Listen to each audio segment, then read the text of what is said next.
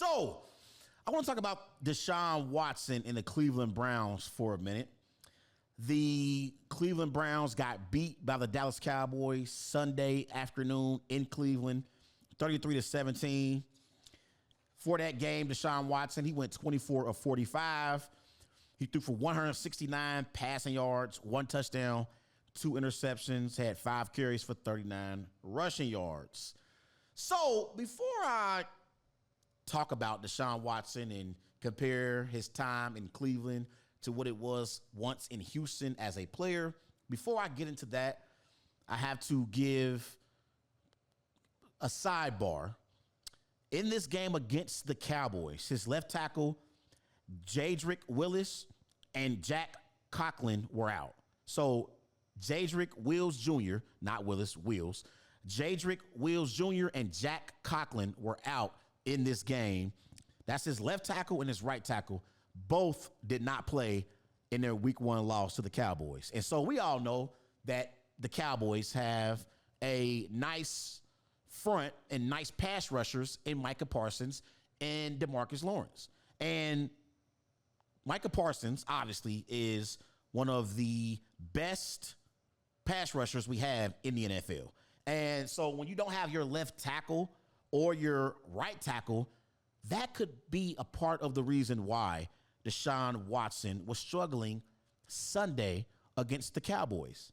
But the thing is, that wasn't the first time that we've seen DeShaun Watson struggle in a game. And I'm watching DeShaun Sunday, and I'm watching, he's throwing the ball behind receivers. He's not trusting when guys are open to throw the football down the field and let it rip. And I'm thinking to myself, what the hell happened to DeShaun Watson? Because let's compare DeShaun Watson in Houston compared to being in Cleveland. In Houston, DeShaun Watson, 104 touchdown passes, 36 interceptions. In Cleveland, 14 touchdown passes, 9 interceptions.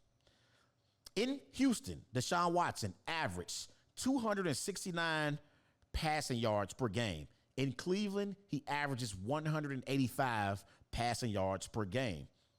In Houston, DeShaun Watson had 20 300-yard passing games. In Cleveland, he has 0 300-yard passing games. In Houston, DeShaun's passer rating is 104.5. In Cleveland, it's 81.7. In Houston, DeShaun Watson completed 68% of his passes. In Cleveland, he completes only 60% of his passes. So for me, as I watch DeShaun Watson Sunday, I'm thinking to myself, this is not the same player. And I'm not so sure we've ever seen a player be at the level that DeShaun Watson was once at and have a significant drop-off like he has now as a quarterback. Seriously, at one point when DeShaun Watson was in Houston, DeShaun Watson was universally recognized as a top 5 quarterback in the NFL. Now, DeShaun Watson is one of the worst starting quarterbacks in the NFL. I don't know who's better between DeShaun Watson or Daniel Jones right now. That's how bad it is right now for DeShaun Watson.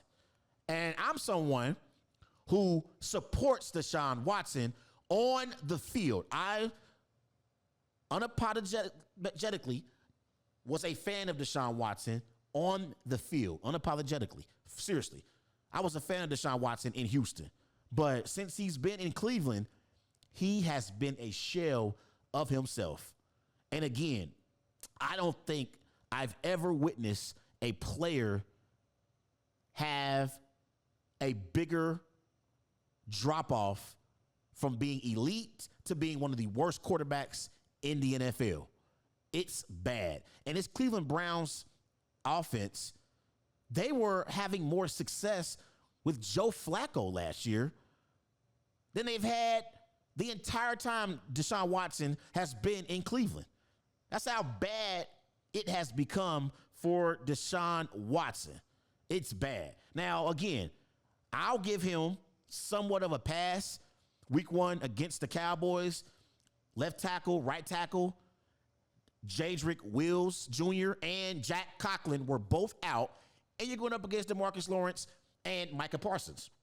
So I'll give him a pass. And in that game, he was pressured on 22 dropbacks. That's tied for the most in his career. Micah Parsons alone had 8 defensive pressures. So I'll give DeShaun Watson a pass for his week 1 performance because he was under duress.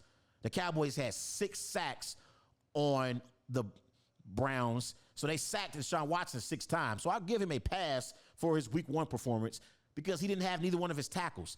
But I can't give him a pass for how he's performed so far since he's been the quarterback of the Cleveland Browns.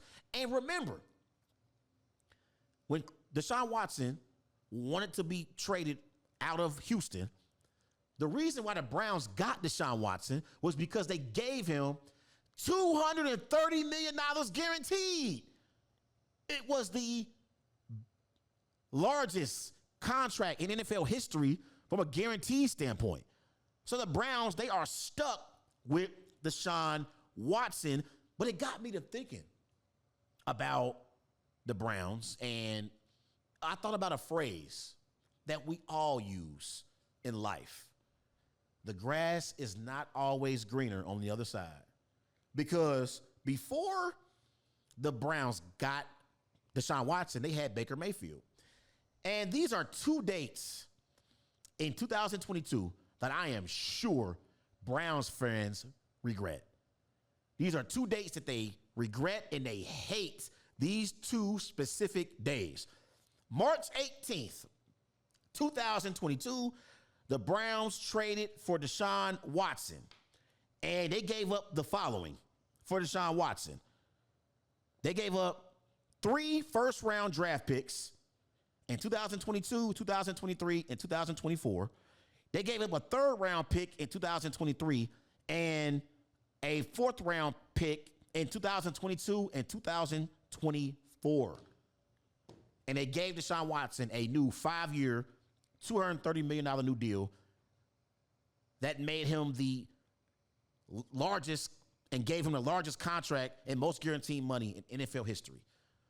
So that's one of the days that I know Browns fans hate. The other date that the Browns fans hate now, looking back, is July 6th. July 6th, 2022.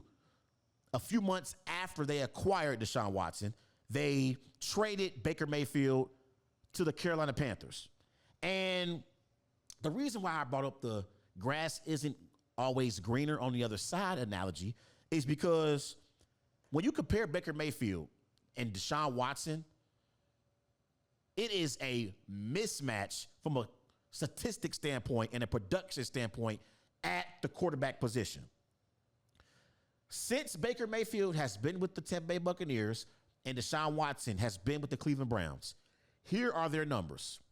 Baker Mayfield, 33 touchdowns, 10 interceptions. DeShaun Watson, 17 touchdowns, 11 interceptions. Baker Mayfield, 4,333 passing yards. DeShaun Watson, 2,386 passing yards. Baker Mayfield, his passer rating is 97.5. DeShaun Watson's passer rating in Cleveland is 78.1. Baker Mayfield has completed 65% of his passes in Tampa Bay. DeShaun Watson has completed 59% of his passes since being the quarterback of the Cleveland Browns. And that is the true definition of the grass is not always greener on the other side. The grass is only green where you water it at. And I'll be the first to say that I was a supporter of the Browns' decision to trade for DeShaun Watson and move off of Baker Mayfield. I would be the first to admit it. But in hindsight, because that's what we do in life, we all do it. Because I love to grass isn't always greener on the other side, because you can apply that to relationships, marriages. People always think that the next person is going to be better than their previous partner in relationships and marriages as well. And the Browns thought that DeShaun Watson was going to be better as a quarterback than Baker Mayfield, and they were wrong. They were wrong. They thought DeShaun Watson was going to make them Super Bowl contenders, and they're not even playoff contenders with DeShaun Watson at quarterback. At least with Baker Mayfield, they were playoff contenders. They got to the playoffs one year, I believe, and they beat their division rivals in the Pittsburgh Steelers. So at least Baker Mayfield was winning games and getting you to the postseason. DeShaun Watson can't even win regular season games and get you to the postseason. And now the NFL is reviewing this new allegation of sexual assault and battery. It was a civil lawsuit that was filed earlier this week in Texas with DeShaun Watson. And I guarantee the Cleveland Browns, they are hoping that this lawsuit gets investigated by the NFL, and somehow the NFL suspends DeShaun Watson and they can get out of this contract. I think they still owe DeShaun Watson like over $90 million in guaranteed money. I think the dead cap is like $173 million. I'm not great with the cap. I got to learn more about the cap and stuff like that. But I think the dead cap is like $173 million if you release DeShaun Watson. If the Cleveland Browns release DeShaun Watson, the dead cap is $173 million. So they still owe DeShaun Watson a lot of money. But I believe if it's something with the NFL to where if the NFL suspends DeShaun Watson, the Browns wouldn't have to give him the rest of his guaranteed money. I think they'll still owe him money, but I don't believe they would have to give him all of the money that's remaining that's guaranteed. So as crazy as it sounds, it wouldn't surprise me if the Browns are hoping the NFL suspends DeShaun Watson. That way, they don't have to give up all that remaining guaranteed money that they have to give DeShaun Watson in that contract. Because right now, it's the worst transaction in the NFL. And the Houston Texans won that trade with the Cleveland Browns significantly. I mean, it was highway robbery how the Houston Texans were able to trade away DeShaun Watson, and they were able to draft C.J. Stroud with those picks. With one of those picks, they drafted C.J. Stroud. And now the Texans are a much better football team than the Browns are. And the Texans are not only contenders in the AFC South, but in the AFC for many years to come with C.J. Stroud. So, man, if you're a Browns fan, you are sick right now.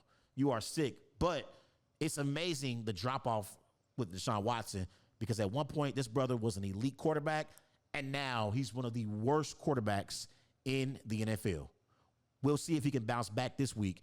Browns are in Jacksonville taking on Trevor Lawrence and the Jacksonville Jaguars.